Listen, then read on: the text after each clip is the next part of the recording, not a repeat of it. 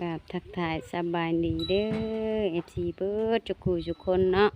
มาพบพ่อกับสาวนางอีกแล้วพ่อแม่พี่น้องมาต่อคลิปที่2เลยพ่อแม่พี่น้องนางที่ถ่ายน้องโอเพิ่น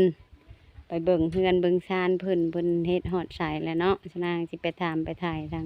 น้องโอเพิ่นไปหาเฮ็ดละโงกบ่คืนนึงหรือไปทางใดเนาะพ่อแม่พี่น้องนางก็มาต่อกับคลิปหาเฮ็ดเป็นคลิปที่2เนาะค่ะฝากFCเบิร์ดจุกูทุกคนเด้อมากดติดตามกดไลค์กดแชร์ให้ชะนางนำเด้อ FCเบิร์ดจุกูทุกคนเนาะไปสั่นแหละไปเบิ่งไปชมน้ำกันเลยพ่อแม่พี่น้องโดยสบายดีก็กินนะกินน้ำกันนั่นแหละกระทามไปแล้วถูกเขาซื้อมาก ซื้อมาให้ไพ่อันนี้ค่ะ นั่นเอา ทอกถิ่มอีกเลยอย่าให้ค่อยขึ้นได้คันทอกถิ่มจะหนาจะตายใจว่าใจอย่ามาทอกถิ่มชนะแม่เนี่ยอย่าให้ค่อยขึ้นได้น้ำแห้งโพดเลยใจค่อยมาแต่หาเฮ็ดยังบ่ได้อาบหอดน้ำนี่ย่าได้บ่ได้อยู่บ่หลายเฮ็ดจังเนาะเฮ็ดละโงกแล้วแกงละป่อกินเรียบร้อยเอิ้นใช่เจ้าอยู่เอาแล้วพากันมาเด้อกินแกงเฮ็ดว่ะอ๋อที่ตอนเอิ้นแม่น่ะบ่แม่นมานะแม่มากินแกงเฮ็ดว่ะโดยแกงเฮ็ดละโงกแม่นแกงเฮ็ดละโงกย่างมากินน้ำแล้วจนเอิ้นกว่าสิพากันนั่งกินนี่มาแล้วก็อีละดังไผเพิ่นแกงแล้วก็พากันตักมากินเจ็บป่ะอ้าวรับเบิดจะดีไว้เลยอีละแล้วยังอยู่น้องมวยรับฉันนี่กินนะครับแล้วกาดฮ้อนเนาะกาดฮ้อนเพียงเลยแถวนั้นเนาะเพียงพี่น้องเอ้ยขออภัยมาได้เอามาได้ไปเอาขากล้องก่อนหากะมาแต่หาเฮ็ดยังบ่ได้นั่นเลยนี่หนังนี่ชั่วโมงเลยมันอยู่บ่ได้อยู่บ่หลายเฮ็ดโง่บ่ว่าแม่นอ้าวโอ้เท่านี้เนาะไปแต่จะมาแต่4 โมงแล้วแต่5 โมงไปหากะมาฮอดแม่นให้น้องมวยเพิ่นอยู่เลี้ยงงัวได้ซะ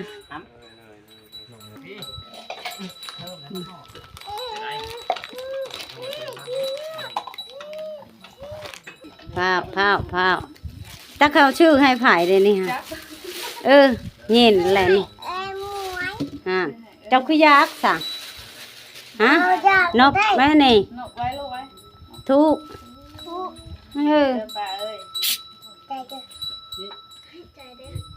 อ้าวมันนั่นไหนแถมดีพี่ยายรู้คนชื่อให้หมวยเจ้าปัญญากาไว้ให้หมวยเลย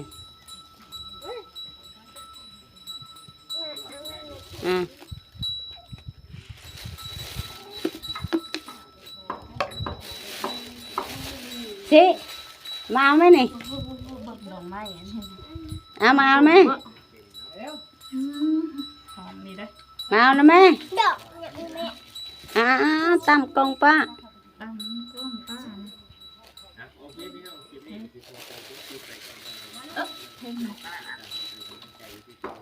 เบาโอเพิ่นชื่อน้ามันนี่มาให้สาวหมวยเพิ่นนอนรับเลย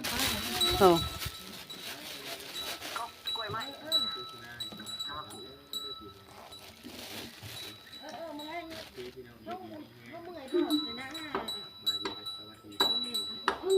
เขาเขาเบาลาวปกันนั่งอยู่ในโต๊ะเป็นได้ใส่น้ำเป็นได้จ้าสบายดีไหมโดโปไปนะขอบใจไอโอเด้อนี่เป็นชื่อน้ำนี่หายนี่ไปเห็นไหมไปนั่งเพื่อนเอ้าเสียอายกัดปุ๊บปลุกมาตาตูบด้วยหายอีกแล้วขอบใจอ้ายแล้วน้ำ ขอบใจในใจว่าขอบใจแล้วอยู่ในใจแล้วพ่อแม่พี่น้องอ้าวแม่อ่างก็ชื่อน้ำมาให้ชาวหมวยบ่โอ้ชาวหมวยบริเกณน้ำเบิดเลยชื่อให้ใหม่บ่อ้าวโยว่ามักเอื้อยเฮาบ่จักวันได้ถามเลยเด้อนี่โยว่ามักเอื้อยเฮาบ่จักว่าอ้าวในไรว่านี่มาเว้าด้วย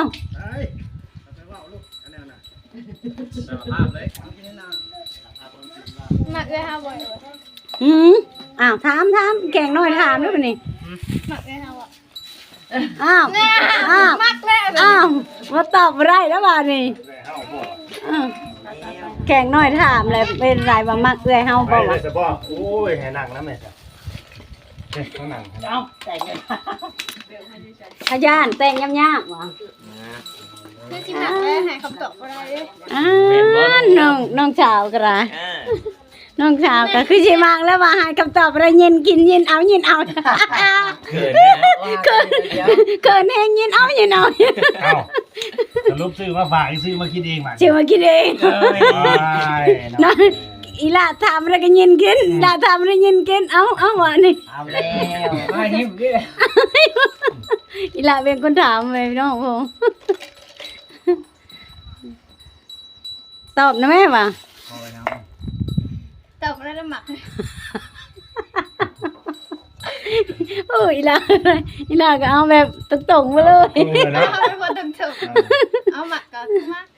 เดี๋ยวก็ บ่ ยังตอบบ่ได้แล้วเนาะ ตรงเลย ไม่จับหรอก ยังปากแข็งอยู่ แมน เนาะ ยังปากแข็งแบบกะกลัวเนี่ยนะบ่กล้าเว้าเขาเรียกว่ายังเจียมโตอยู่พี่น้อง โยกอะบอกว่าว้าวแล้วเนาะ แม่น สมมติว่าว้าวผู้เดียวบัดทางเข้าไปยังบ่ฮู้บ้านนี่มันก็ยังอายเลยเนาะบัดแล้วประเทศใดวะ ทั้งสองเลย หรือว่าเฮาอยากเว้าก็ได้แบบว่าความในใจเฮา เว้าผู้เดียวแล้วก็เว้าในใจพุ่นแต่บ่เว้าออกมาจะเก็บ ถ้าเว้าออกไปก็ได้แล้วโมสิคิดน้ำหลังได้ครับก็ต้องยอมรับตัวนะครับ แม่น มันสิออกมาดีบ่หรือบ่ดีผลบวกหรือผลลบก็ต้องยอมรับได้น้องโอก็สิว่าออกไปแหละ เขาให้ก็ยอมรับเด้อเนาะ แม่ต้องยอมรับให้ได้เด้ แล้วได้กับทุกสิ่งทุกอย่างครับได้เบิดเพราะว่าเขาเป็นคนเว้าก่อน บ่ว่าจักมือก็ต้องฮู้อยู่ดี เออ เอาแม่นบ่ล่ะ เอ เอ อ อแม่น อันสิกินบ่กินนะแม่อิ่มอยู่เอา อีหล่ะ ไปบ่เป็นเลยนะ อึ้งเลยน้องโอไปบ่เป็นแล้ว แขกน้อยเฮ็ดเด้อบ่ แม่น แขกน้อยถามแบบอึ้งเลยน้องมวยเพิ่นบ่เป็นถามคือแขกน้อยดอก คือสิว่าบ่เป็นคือน้องเนาะเนาะ น้องเป็นคนตรงแบบเว้าตรงเลย แบบไม่ยังกะยาเขาต้องตรงไปเลยถือว่าจัง เลยบาท ป้ายังบ่ได้อาบน้ำอาบในนี่ มากระถิ่มอยู่นี่เลยเด้อนี่ ไปกับไผมาเฮ็ดน่ะ ไปกับลูกหลานในบ้านนี่แหละ อ๋อ มันน่ะไปไก่แฮกภาคบ้านขับกบผู้นแหละ ลูกสาว2คนอยู่เพื่อนบ่ แม่นอยู่น้ำงัวเป็นร้ายคือชึมแถวบันนี้เอาอีหล่าเพิ่นหัวขวัญแล้วบัดนี้แนมนายเอาหัวหวานเบิ่งหน้าก็ฮู้ว่าล่ะ ฮู้ว่ามาก เอาสายตากูฮู้บ่ได้ อ้าววะดิอ้าววะกินข้าวกับยังมื้อนี้ฮะกินกับกระปุ้นอีกเลยมันไปหาเฮ็ดบ่อ้าว คืนนี่กำลังนอนกักคืนนี่ เป็นหยัง ฝนตกบ่ พอคนต้องแล้วมันโฮมาแล้วมันนอนนั่นน่ะ อืม ตู้สุดปลายยายแม่นะ สุกอยู่บ่หนึงข้าวอันชาวมวยไปบอกให้หนึ่งวานนี่ค่ะ ทุกข์แหละ ว่า อาจารย์สาวมวยบอกให้1จะได้1 เพิ่นคาแต่ย่านฝนตกว่ะ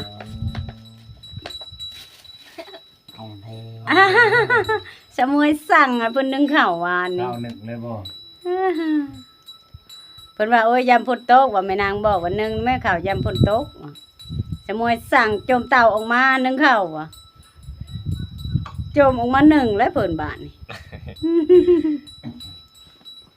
เพิ่นว่าบ่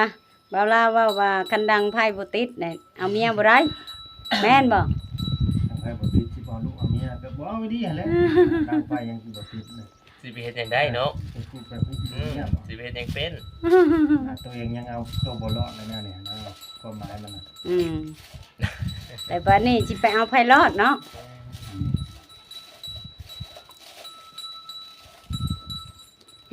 รับคักเป็นหยังว่าหมวย โดย มาอันนั้นเลยแกงเห็ดแล้วก็นั่งแล้วก็ขับไปนอนก็บอก อืม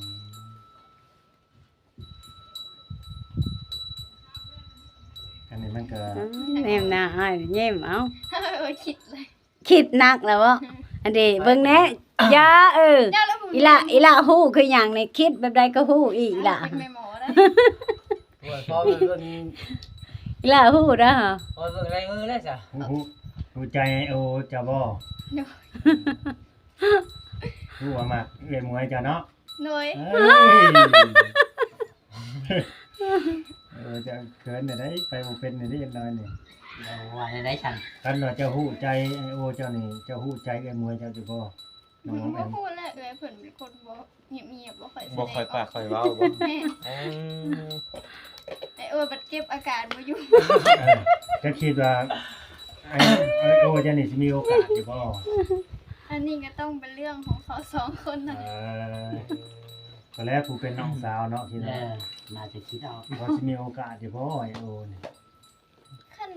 จักแม่เฮาก็บ่ฮู้ ก็บ่แน่เนาะต้องทำคะแนนเด้ ได้สิมีโอกาส มันทำ ต้ คะ อง แนน อยู่ สะสม ต้องอยู่ในคนสองคนเนาะ แม่น แม่นยังบ่ฮู้อนาคต ตัดสินใจบ่ได้ สมมติว่าสมมติ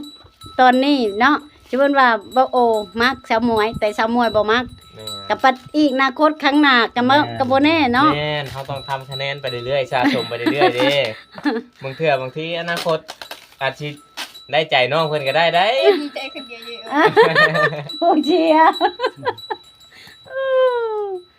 ผู้เชียร์ตายแล้วเอ้ยอยู่ไกลอีหล่ะจังเกตเบิดทุกอย่างอ่ะ น้องออมแอมเด้บ่ได้ติบ่ได้ยังรังเกียจนายโอจะบ่ ๆก็บ่ดอก บ่ น้องออมแอมบอกชื่อเพิ่นนี่ แม่น โอ้น้อง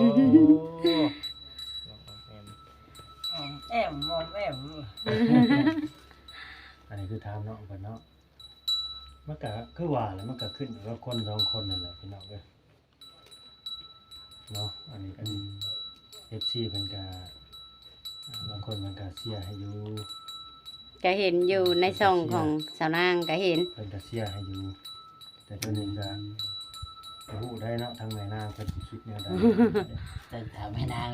โยมแม่นางก็เนาะก็คิดก็นับถือก็เป็นลูกเป็นเต้า คนฮักแพงเพราะว่าเฮาก็อยู่นํกันก็ฮักแพงไปเนาะแต่เรื่องนั้นเฮาก็บ่ฮู้นํลูกแม่นล่ะว่า แม่น เพราะว่าลูกทุกคนเฮาก็เลี้ยงได้แต่ข้าวจิตใจเขาเฮาก็เลี้ยงบ่ได้ ตอนนั้นก็ให้ ขึ้ เป็น น อยู่กับลูกเนาะ เป็นของเขานะคะจนตัวของเขาเลยเด้ แม่นสุดแล้วแต่ลูกว่า แม่น ซะ คันยังน้อยแบบซี่ยังว่าเฮายังนั่นเขาเนาะเขายังบ่ฮู้นี่ค่ะคืออีหลานนี่ยังบ่ฮู้แม่นล่ะว่า โดย คือชาวมวยเพิ่นฮู้แล้วเพราะว่าอายุ20ปลายแล้ว แม่ อายุ21ปีนี่คนมันก็ต้องฮู้จักคิดอยู่แล้ว เป็นของเขาจนโตของเขา ฮู้จักคิดฮู้จัก แม่ เลือกชีวิตของตนเองนั่นแหละเนาะ แม่น ว่าสิ สมมุติว่า ได้ได้ ลูกมั่งเฮาบ่ให้ลูกเอามันก็ เจ้าแบบว่าเพิ่นให้เป็นหันเป็นนี่เฮาก็คิดตลอดไปแม่นล่ะว่า แม่นนั่นแหละ มันเป็นอยู่ในใจเฮา เจ้าของ เฮาเองก็โทษเฮาเองแม่นล่ะว่า แม่น เพราะว่าเฮาไปกินกันลูกก็สมมุติว่าลูกบ่มักนี่ถือแต่แบบใดก็เฮาไปกุมให้ลูกเอามันก็บ่ได้อีก แม่น เฮาก็เป็นคนผิดตัวนี้เฮาก็บ่ฮู้อันนี้อนาคตข้างหน้าแบบก็บ่จักนำลูกเฮาก็ตัดสินใจให้ลูกบ่ได้ดอก อันนี้น้องโอทางเอาเนาะสุดแล้วแต่เจ้าได้ เออเยี่ยมน้องโอ เยอะอยากให้อยู่เนาะ อืมกัดสิให้ก็บ่แม่นเนาะ บ่ได้สุดแล้วแต่น้องเป็นแล้วแต่สองคนนั่นแหละ แม่ ที่น้องเอื้อเฮาล่ะ อืม เฮาเห็นแนวละเมออยู่ เออ เนี่ยเราก็เรื่องยัง พูดจะแนมผม โอ้ เอาละแนมกล้องนะคะ อ้าแนมคักได้บาดนี่น้องชาวแนมกล้องเพิ่นเป็นแนมละมึงเพิ่นยังเป็นคนดัง ก็หา เด้ กระดังมาวางเถียงอยู่ ดังไผแกงเฮ็ดให้แม่บ่ เออ มันสิเป็นเว้ากว่าเอื้อยแน่เอื้อยฮะ เนาะ ยังว่าบ่เป็น เก่งแน่นี่เนาะ แม่นตัวนี้อันสิเว้าได้แม่นะเว้าเก่งคือแม่นี่แหละ จะมีเหตุผลได้เลยว่า แต่มีเหตุผลได้ แต่เอื้อยอะคนบ่ค่อยเว้า ลูกสาวหลานนี่สิได้แม่เนาะ แม่น ว่าครับจะ นั่นแหละเพิ่นบ่กล้าเว้ากล้าว่าไปว่า แม่เบิ่งแน่บ่ะ โปกหลุดเนาะ บ่ลาวถ่ายเฮาฮะแนมหน้าเฮาแล้วก็ยิ้มเฮาก็เฮงอายเฮงเขินแล้วเขินกล้องเพิ่นว่าหัวเลยเว้าให้แม่ฟัง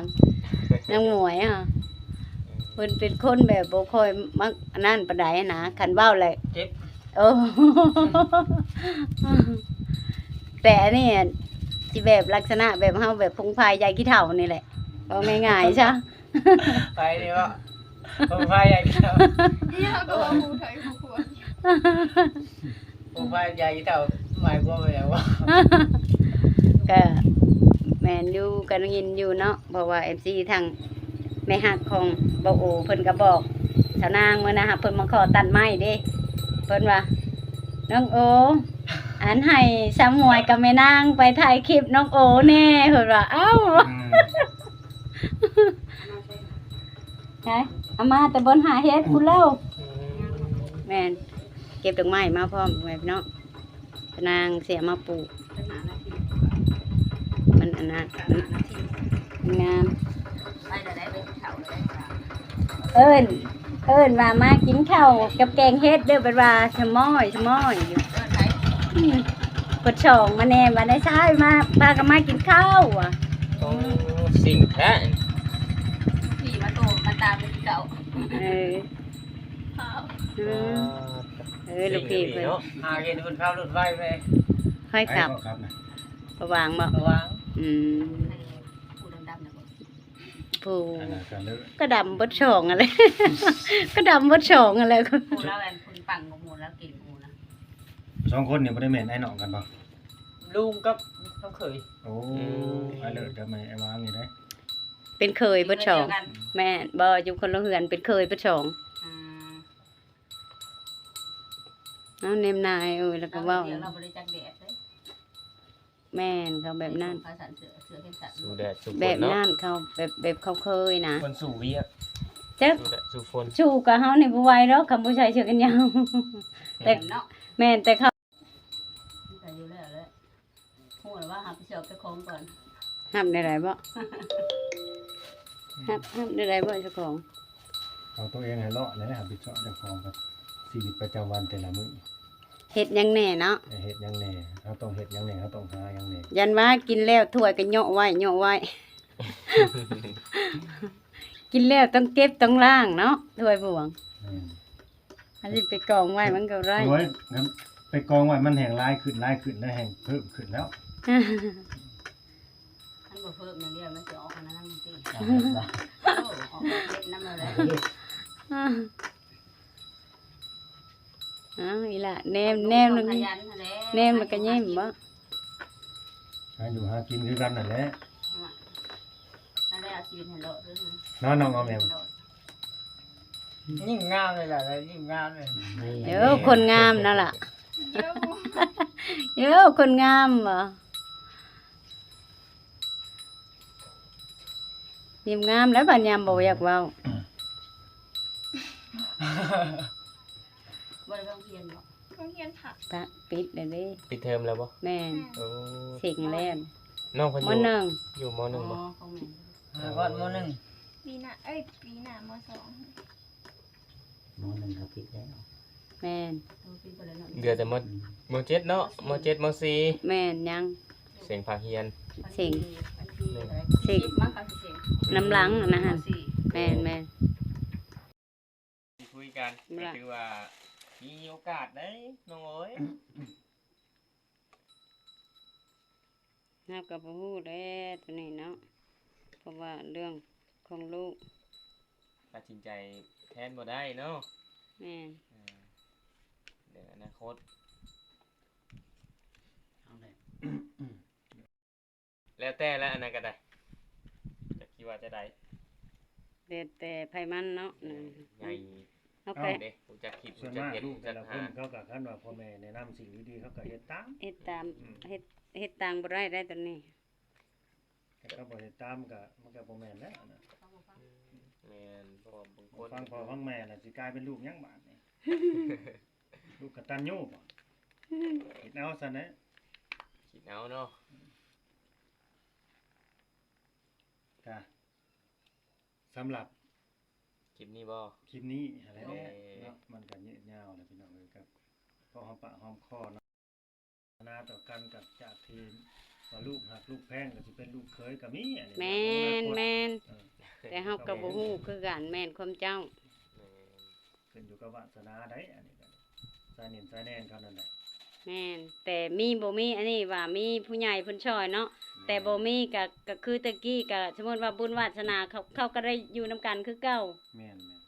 คนนี้สมมุติว่าคู่ผัวเมียไปอยู่แจได้ก็ได้คือเก่าเนาะ แม่นคันบ่แม่นแหละ อยู่ เรื่องติดกันเตะกันนี่ โอ้ย ต่อให้มักจังไดก็บ่ได้ แม่น มันบ่แม่น แม่นความเจ้าข้อยก็เชื่อตัวนี้หั่นเพราะว่าเฮาก็ แม่นว่าน้องโอ้ สิผ่านประสบการณ์คือกันเรื่องนี้ก็ได้เนาะ แม่ มันก็มาหากันเหรอ อยู่คนละที่ก็ยังได้อยู่นํกัน อืม แต่ติดกันก็บ่ได้เอากัน ใช้บ่ลาวนี่สิ ได้ จักเปอร์เซ็นต์นี่ตอนนี้น่ะจิตใจน่ะคิดว่า อ่า น้องโอ้บ่กล้าเว้าบ่นี่ตอนนั้นนางนี่ กะว่าซะนะ จิตใจ บ่กล้าเว้า เออยังบ่พร้อมว่ายังบ่พร้อมสิว่า ยังบ่พร้อมสิเว้าก็บ่เป็นหยังบ่ เออ เพิ่นยังบ่พร้อม บ่กล้า บ่กล้าบ่กล้า บ่กล้าเว้า แต่ว่าเรื่อง กันเนาะ ใจเย็นๆพี่น้องเอ้ยค่อยเป็น แบบอันเบาโอกับบ่อยากให้ขาดหวังหลายเนาะ แม่น เพราะว่าสมมติว่า แม่นางสิสมมติให้พังง่ายๆเด้อย กตัวอย่าง เพราะว่ายกตัวอย่างบางทีแม่นางก็เคยเป็นแบบเจ้าก็มีตะกี้เออ คืออดีตแม่นางสิเว้า นั่นแหละ ประวัติเพิ่นให้ฟัง เออว่าเฮาฮักคนนี้แฮงเนาะ อ่า เฮาสิไปคาดหวังเกินไปบางทีเขาบ่ฮักเฮาเด้ แม่ เฮาสิเป็นคนเจ็บแฮงหั่นนะ เด้ เฮาต้องเอาแบบครึ่งๆกลางๆเนาะ แม่น เฮาไปทิ่มแบบลอยไปเลยบ่ได้ต้องเอาครึ่งหนึงไปก่อนเผื่อใจตัวเองเด้ฉัน หักหลายเจ็บหลายเด้ แม่นว่าฟังแบบประสบการณ์เคยเป็น ประสบการณ์แม่นางเนี่ยเคยเป็น หักน้อยๆแต่หักโดนๆหัก แม่น นานๆ แม่น คนเฮามันก็มีอดีตในเบิดทุกคนนั่นแหละพี่น้องเอ้ย ดูเว้าหยอกเว้าหัวเด้อ FC บ่ทุกคนทุกคนเนาะเว้าหยอกกับลูกนี่แหละ โดยก็บ่เป็นหยังดอกเนาะทางแม่นางเพิ่นเว้าก็แม่นอยู่คันคนเฮาก็คันมันบ่มีประสบการณ์มันก็บ่มีบทเรียนเด้ โดย มันบ่มีบทเรียน แต่ละคนมันต้องให้มีประสบการณ์นะจังสิรู้ว่ามันเป็นจังไดนะบทเรียนราคาแพงของชีวิตแบบนี้นะเนาะ โดยอ่ะ ตามนั่นแหละ โอเคแหละพ่อแม่พี่น้องคลิปนี้ก็ได้เนาะ สบายดีเนาะ โดย งามเลยพี่น้องเบิ่งแต่ขึ้นเนาะสาวน้อยขึ้นใหม่เฮ็ดไปลอยน้องเพิ่นออกไปได้อย่างสมจนว่าสิมาสิเคินได้นั่งสาวน้อย ซื้อน้ำอันนี้มาให้ชาวมวยวัดติโอ้ยชาวมวยตื่นนอนพุ่นแล้วชาวมวยสิกิน ว่าคันว่านมโอ้บ่เมื่อนี่อย่าเบิดอยู่นะนี่ยันบ่ฮอดสามมวยอยู่ เหงาแน่ เคินบ่ได้ไปกินวันนั้นบ่คิดเคินนี่ไปนางเว้าเคินแล้วค่อยยินกินอีกก่อนวะชาวมวยสิบ่ได้กินแล้ว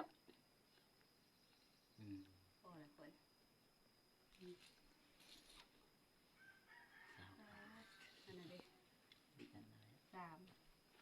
ก็ตามนั่นแหละพี่น้องเอ้ยขอบคุณ FC เด้อบ่จุกุสุพนนั่นแหละที่มาพูดถึงกันเข้ามาเบิ่งมาชมตั้งแต่ต้นจนจบคลิปแล้วก็มีFC บางคนก็แบบว่าลุ้นเชียร์ลุ้นเชียร์อยากให้เป็นคู่จิ้นกัน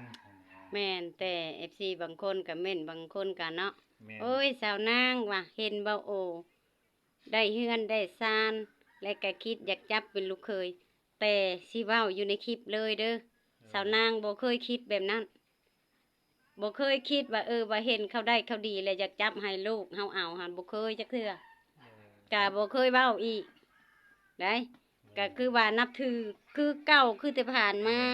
นับถืออันเบาโอหาก็นับถือแต่แม่เพิ่นอยู่ตะกี้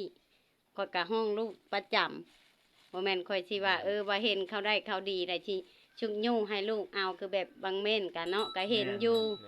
แต่เขาบ่เข้าใจ แม่ หั้นนะ อันนี้มันก็ขึ้นอยู่กับบุญวาสนาเฮาเนาะ